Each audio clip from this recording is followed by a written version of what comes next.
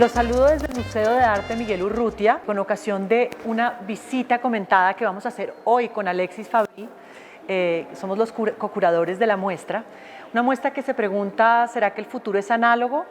Es una muestra también que hace un homenaje a la cultura popular. Hacemos alusión, por supuesto, a Héctor Lavoe, a la noción del periódico y del olvido, de una noticia que se vuelve efímera y cómo los artistas, estamos hablando de artistas que están activos aproximadamente mitad del siglo XX hasta la fecha, han usado el periódico de una manera, digamos, bastante creativa, como una manera de resistencia por un lado, como una manera de denuncia, a través también de inserciones llenas de sentido del humor, un homenaje también a la frivolidad y a la cultura popular del continente. Y haremos una selección de obras para que estén con nosotros en este espacio y también, si pueden, visiten la muestra. Felipe Ehrenberg es una figura clave en esta exposición, dado que quizás en él se combinan como en pocos otros lo grave y lo leve, la alta cultura y la baja cultura. Es un eminente miembro de Fluxus. Fluxus era un movimiento en el que la vida y el arte se confundían. Había una reivindicación de que se confundiera el arte y la vida. Y él siempre mantuvo esta línea durante todo su recorrido. Felipe Ehrenberg siempre manifestó un gusto peculiar por lo que el supuesto mal gusto. En él también, él fue uno de los precursores en el continente, en México particularmente, del uso de la neográfica, de esos nuevos procesos de impresión, la fotocopia, la roneotipia, la serigrafía, modos de impresión venidos de la baja cultura, más rudimentales que los de la alta cultura tradicionales, pero que permitían también una difusión más amplia. También es emblemático Ehrenberg porque fue parte de muchos grupos de este fenómeno que nace en los 70s en México, ese fenómeno de los grupos en el que el artista se disuelve en un grupo que lo incluye con otros. Ya no es el artista demiurgo, el artista ya no firma como artista demiurgo, pero sino como elemento, es el grupo que firma la obra. Aquí tenemos también dos obras que son muy elementales, dado que Ehrenberg fotografía únicamente recortes de periódico. Otra vez, este díptico, esta oscilación entre lo grave y lo leve. En uno de ellos tenemos unas personas detenidas porque han viajado con coca amarrada al cuerpo, y en la otra tenemos una señora, una vedette, con un parecido muy marcado a Marilyn Monroe. Siempre esta oscilación en Ehrenberg que atraviesa esta exposición. Sí, me conmueve particularmente la presencia de Santiago Rebolledo en esta muestra, porque Santiago es colombiano, pero todo su recorrido artístico lo hizo en México y quizás en Colombia no tiene la posición y la visibilidad que merecería. Salió en el 75, salió de Colombia y regresó puntualmente, pero toda su carrera la hizo en México. Es uno de los fundadores y quizás principal promotor del grupo Suma, que es un grupo que reunió muchos artistas de su generación en los 70s. ¿En México? En México, liderado por Ricardo Rocha. Y todos tenían en común el deseo de expresarse a través de la calle, de mostrar en la calle, de mostrar en espacios no convencionales, y también recurrían a procesos, a desechos, a procesos de reciclaje, de cosas no tradicionales, como de lo no deseado, ¿no? Sí, y con un componente político evidente, porque en los 70s el Suma nace en el 76 y se disuelve en el 82.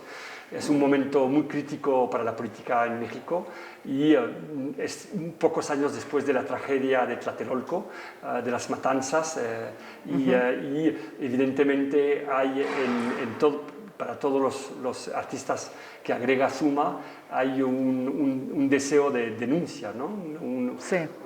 Hay algo en común con otros colectivos. Ahora en un momento hablaremos del Taller Cuatro Rojo, pero sí hay un deseo, por un lado, de rechazar la figura de autor, esta figura llena de aura, y en México los grupos también se forman como una manera también de protegerse, de trabajar juntos de una manera política, pero también de rechazar esa cuestión de la autoría. Hay una cosa también interesante allí, y es que Rebolledo, al ir a México, se interesa por el muralismo, pero finalmente el muralismo es esta generalidad, ¿no? Son unas figuras, ¿no? Este patriarcado del arte mexicano, y yo creo que también al hacer los grupos un poco también están rechazando este brillo, este protagonismo, ¿no? Y eso también va de la mano de la cuestión de rechazar el arte con mayúscula y de usar material de desecho, reciclaje, pero también es muy interesante la cuestión que mencionaba Alexis, que tiene que ver con movimientos como el informalismo, el nuevo realismo, en donde igual también está muy presente la pintura, o sea, eran artistas que se habían formado viendo a un Tapies o toda una generación de pintores donde la materia era muy importante, y pues sin duda... una fe en el gesto también, ¿no? Hay sí, una fe en el gesto pictórico. Sí, pues lo podemos ver, ¿no? En todas estas imágenes que sin duda alguna también configuran esta idea de ese pop latinoamericano, que es un pop completamente, frontalmente político, y es un pop que viene de lo popular, ¿no? de la imagen apropiada del periódico como una cuestión cercana a la gente, o sea, masiva. Ellos mostraban sus obras además para rechazar esa idea de galería, de circuito del arte, un poco snob y cerrado. Sus exposiciones eran en la misma calle, o sea que ahí viene una idea de muralismo transgredida, más conceptual, con obras que generalmente podían ver los transeúntes. Pero claro, si el muralismo en México siempre tuvo un apoyo político, porque siempre fue incluso generado por lo político eran pedidos. Incluso. No, este es el lado B, este es el lado B. Ese es el lado B, ese es el lado salvaje, es el lado combativo. Exacto. En esta labor llegamos a la casa de Vera Astudillo y me interesaba contarles que el proceso fue maravilloso porque es reivindicar el proceso y el boceto como una obra per se. Este es un artista que se destaca como dibujante muy particular, está completamente alimentado. También aquí esta exposición, como lo hemos visto, está muy relacionada con México. Vera Astudillo estudia en México y tiene una influencia inmensa del cine popular mexicano, de la cultura popular en general, y lo que tenemos en la exposición son cuadernos que para nosotros se vuelven una obra, a pesar de que eran sus cuadernos preparatorios, pero no lo son porque no son fotografías de periódicos pegadas arbitrariamente, sino que de verdad hay como un diseño en cada página, son imágenes que posteriormente él va a utilizar en sus dibujos, ¿no? Como él está muy obsesionado también con esta cuestión de la cultura popular, de la cultura de masas, del mercado de las vitrinas, el retratado de vitrinas, y también imágenes nocturnas con coches, con carros. Hay una contradicción permanente, ¿no? Entre artistas que son muy socialmente comprometidos, no estoy diciendo que Eber no lo fuera, y reivindica por supuesto lo popular, pero también hay ese encantamiento, ¿no? Esa cuestión contradictoria con el encantamiento de lo que recibimos internacionalmente. Uno de los artistas más jóvenes de nuestro recorrido es Juan David Lacerna, que además fue ganador del premio Luis Caballero y que es una figura importante en este análisis sobre los medios. Él mismo habla de esa cuestión que es maquillar la visualidad para hacerla de consumo masivo.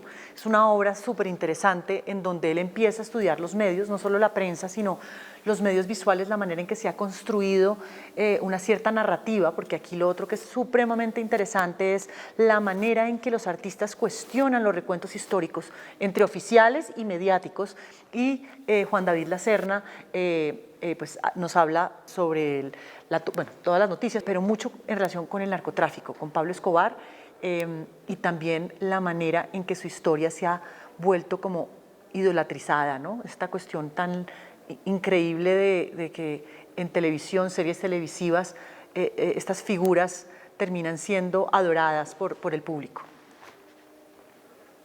Bueno, llegamos a una figura que es como un descubrimiento, es un artista colombiano, caleño, Edgar Álvarez, al cual llegamos en nuestras investigaciones y recorridos.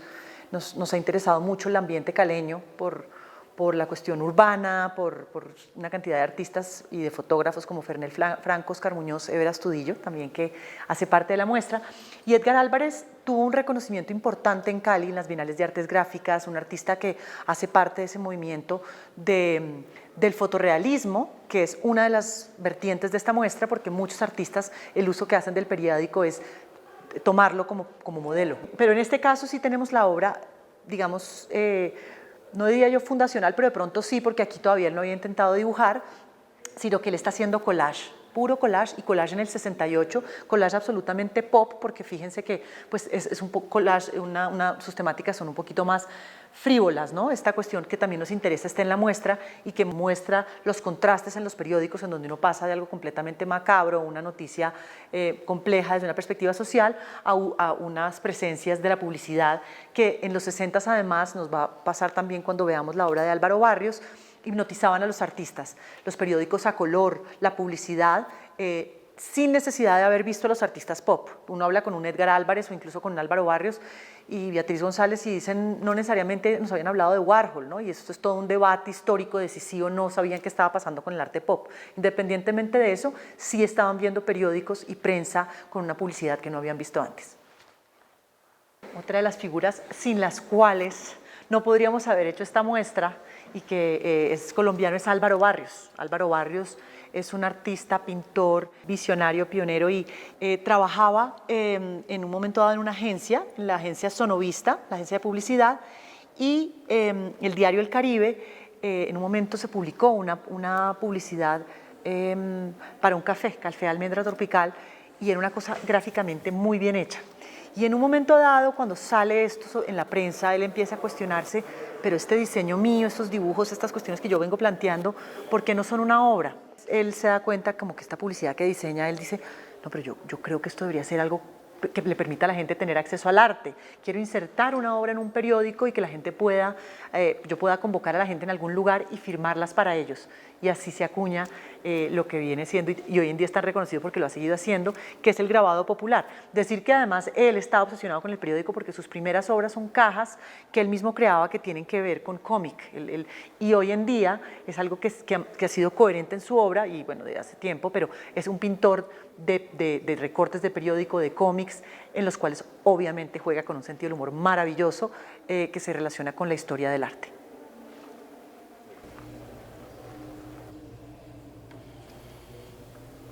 Sí, Anselmo Carrera es un artista clave de los 80s en Perú, en un contexto de gran violencia en el que el Sendero Luminoso hace sus acciones y la represión fujimorista no se queda corta en términos de violencia.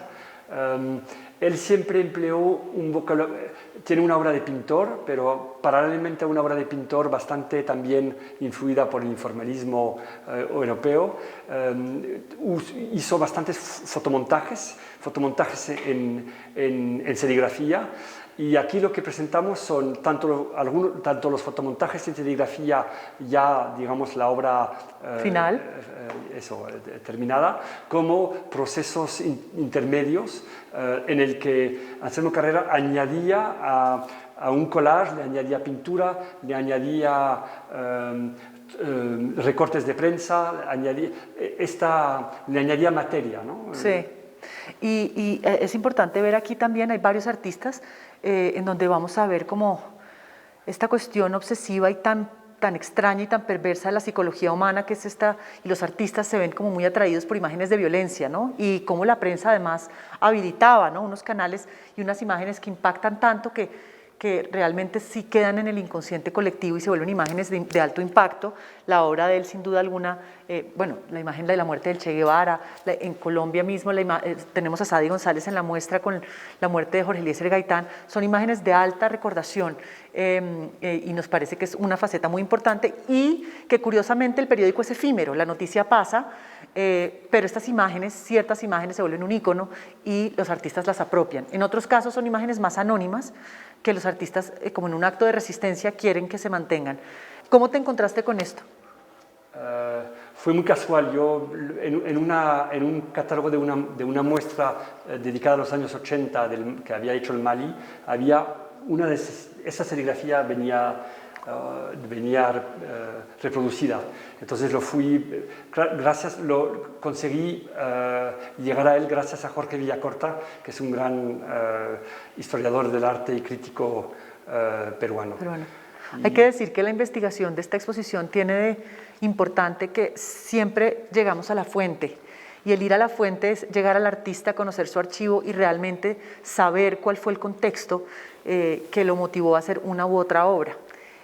Estoy entre dos obras supremamente importantes de la curaduría, Carlos A. Morales por un lado, La lengua de los muertos, pero en este momento quiero hacer énfasis con Alexis en la obra de Johanna Calle y también contarles que la curaduría no plantea un guión cronológico, o sea, es muy histórica, pero también es una propuesta en donde cada autor habla de un contexto específico y de una manera de uso del periódico muy particular. Por supuesto, tenemos artistas muy históricos y otros que son más contemporáneos. Es el caso de Johanna Calle, que además muestra una faceta de lo que nos interesa y es la compulsión del coleccionismo y del archivo. Y ha trabajado de manera impecable, sofisticada y absolutamente inteligente periódicos. Sí, lo que a mí me interesa particularmente en estas obras de Johanna es que es la brevedad de su gesto, de algún modo. Son casi ready-made. Ella se encontró con un álbum compuesto de hojas en el que figuraban esos collages de periódicos de una señora que había colectado recortes de prensa en relación con sus intereses, con un interés marcado por la canción popular. Y Johanna ve en esas hojas intocadas, ve una belleza extrema y su gesto consiste solamente en añadir, en algunos lugares, añadir algunas letras en relación con los textos, algunas letras impresas con una máquina de escribir o algún negativo, alguna placa fotográfica. Sí, y es que hay ciertos artistas aquí que se alejan como de esa cosa acumulativa y un poco excesiva de la materia para tener unos gestos muy sutiles que a veces son casi más cercanos a un concretismo o a un minimalismo.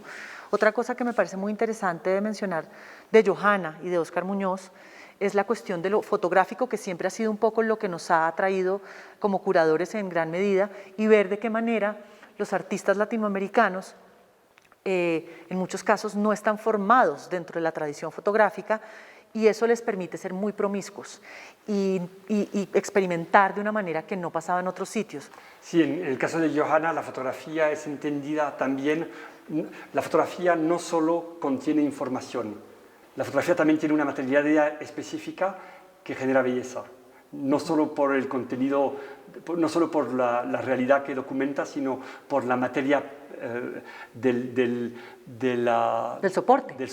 Sí, el soporte es súper importante y aquí creo que lo interesante también de la muestra es cómo el soporte habla per se, o sea, no es solamente una cuestión de collage, o sea, es una cuestión de materia, pero el soporte per se es una obra, ¿no? O sea, los artistas están tomando el periódico y el periódico habla como medio, eso es lo bonito también, no cambian un poco las cosas, no es una pintura, no es un dibujo, sino que el periódico como soporte o como materia de la obra actúa, digamos, de una manera pues, conceptual, ideológica.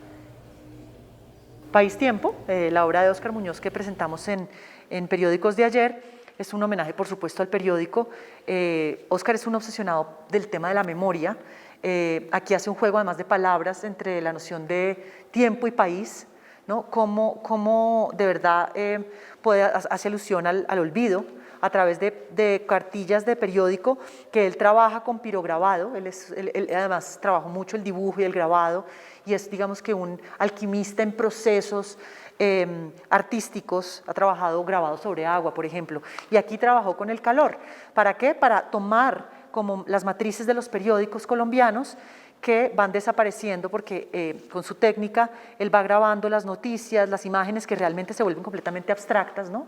Como igualmente la memoria abstrae, o sea, tú hoy hablaba con el grupo de mediadores y me parecía interesante decir, ¿cuál fue tu impresión de algo? ¿No? La gente le habla de impresión, ¿cuál fue tu impresión de tal persona? Y la primera impresión es algo, pero posteriormente con el tiempo van cambiando las visiones, las perspectivas y la memoria. Sin duda alguna esta es una muestra que hace alusión al olvido. Alicia Barney es una de las artistas pioneras, o sea, realmente en el trabajo sobre medio ambiente. Incluso yo diría a nivel global, es una de las primeras artistas que está pensando en el impacto, o sea, estamos hablando de los años 70. Ella está pensando en el impacto del medio ambiente y lo está transmitiendo por medio del arte, con obras, por ejemplo, no está aquí en la muestra, pero la obra Río Cauca es una obra sobre la contaminación del río. Para Periódicos de Ayer estamos presentando una pieza que se llama El Ecológico, en el cual la artista, es una pieza que realiza entre el 80 y el 82, está reformulando las noticias y está rebautizando el periódico, digamos, por decirlo de alguna manera, como El Ecológico, y por medio de collage y digamos, toma una imagen, la pone en el periódico y les está sellando la categoría de noticia en vía de extinción o noticia que no tendrá posibilidad, especies sin peligro de extinción.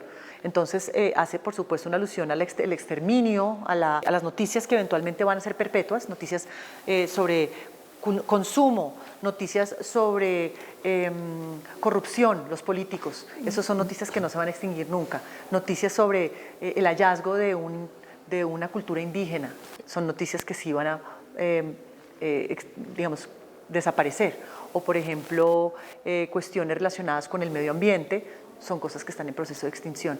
Y esto es alguien que estaba hablando de esto en los años 80, entonces es una obra supremamente importante de esta artista colombiana. Otra de las facetas de la exposición viene siendo el reportero. Vicky Ospina es una artista colombiana que se ha destacado por unas imágenes maravillosas de los movimientos sociales. Ella era fotógrafa del MOIR, por ejemplo, de las publicaciones que hacía el MOIR, y muy reconocida por su serie de gamines. Aquí tenemos una serie que hizo como reportera gráfica de la toma del Palacio de Justicia y que hizo en ese momento para la agencia Reuters. Nos interesa esta mirada. Hubiéramos podido extendernos infinitamente en reporteros gráficos. Seleccionamos 3 fotógrafos que trabajan desde la fotografía y que terminan, pues, por supuesto, publicando en periódicos, pero que realmente el arte los ha hecho circular de otras maneras y nos interesó también desde la perspectiva de Periódicos de Ayer destacarlos. Estas fotografías hacen parte de la colección de arte del Banco de la República y también van a poder ver las obras de Sadi González y de Enrique Metinides. Bueno, estamos en un lugar muy importante de la muestra, ya habíamos hablado de los grupos y lo importante que es en la década, finales de los 60 y de los 70, este trabajo colectivo que se genera como una protesta en contra un poco de la autoría, pero el caso del Taller Cuatro Rojo y también de Nirma Zárate, unas obras que felizmente adquirimos en la colección del Banco de la República, son obras además que hablan del artista comprometido, ¿no? Estas son obras, Agresión al imperialismo, Taller Cuarto Rojo, eran artistas absolutamente militantes. El Taller Cuatro Rojo estuvo activo desde el 72 y lo conformaban Nirma Zárate, Humberto Giangrandi, Jorge Mora, Diego Arango, que era la pareja de Nirma, y Fabio Rodríguez. Ellos entraron y salieron del colectivo, pero sí hicieron una obra muy impactante que también a veces se vincula con el cartelismo y que además en su momento para ellos la importancia no estaba en la noción de ser obra de arte o de circular como arte. Al contrario, son obras que hacían como denuncia, ¿no?, a la opresión, y es bastante paradójico. Hoy en día, pues evidentemente los museos son el lugar de la historia, pero ellos también trataban de circular por fuera, ¿no?, de los circuitos del arte. Entonces tenemos esta obra del Taller Cuatro Rojo, que es icónica, y también tenemos las obras en relación con la niñez de Nirma Zárate, que hizo previamente. Ella es una artista que trabajó como pintora, pero posteriormente viajó a Londres, volvió y tenía toda esta influencia relacionada con la imagen, con la fotografía, con la experimentación, con la serigrafía, y son unas bellísimas composiciones que, por supuesto, ya tienen ese tono de denuncia en relación con una niñez huérfana, una niñez cuya niñez es absolutamente violentada por la pobreza. Bueno, Liliana Maresca es una maravilla de artista cuya vida fue muy corta. Ella fallece en el 94 de VIH-Sida, y esta obra que presentamos, Altas Esferas, Imágenes Públicas, es una obra realizada además cuando Argentina está saliendo pues todavía de una dictadura que fue compleja, en donde hubo miles de desaparecidos, y esto, de hecho en Argentina el performance y la acción performática en relación con la protesta y la denuncia es muy importante. Este es un performance en donde ella se desnuda frente a imágenes de poder, de hombres sobre todo, entonces es una reacción también muy pionera, muy vigente en esta época, como una reacción en contra del patriarcado, del poder militar, de la iglesia, que fueron cómplices en esta dictadura, y ella se nos muestra desnuda. Es una performance que ella hizo y para la cual fue retratada por Marcos López, y en donde el cuerpo desnudo es como esta cuestión también de liberarse después de una etapa tan restrictiva y tan violenta. Bueno, yo creo que llegamos al momento de cerrar este espacio virtual. Realmente creemos que las cosas están pasando aquí en sala. Ojalá puedan venir a recorrer la muestra. También les comentamos que hay un catálogo bellísimo con el texto de la exposición y, bueno, por supuesto, todas las obras. También que vengan a las que no les pudimos contar. Está León Ferrari, Eugenio Dittborn, Fernando Brais, Antonio Manuel. O sea, hay una selección de artistas maravillosa. Los esperamos aquí en el Banco de la República, Museo de Arte Miguel Urrutia, tercer piso.